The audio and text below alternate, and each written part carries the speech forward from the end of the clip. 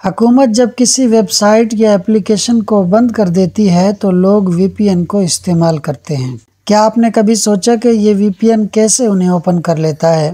آئیے اس بات کو ایک آسان مثال سے سمجھتے ہیں۔ ایک بلڈنگ میں 12 فلیٹ ہیں اور بلڈنگ کے گیٹ پر ایک چوکیدار بیٹھا ہے۔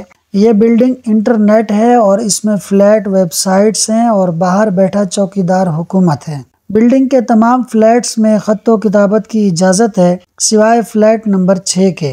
اب جب بھی کوئی خط فلیٹ نمبر 6 کے نام پر آتا ہے تو چوکیدار یعنی حکومت اسے اندر نہیں جانے دیتی۔ اب یہیں سے وی پی این کی فنکاری شروع ہوتی ہے۔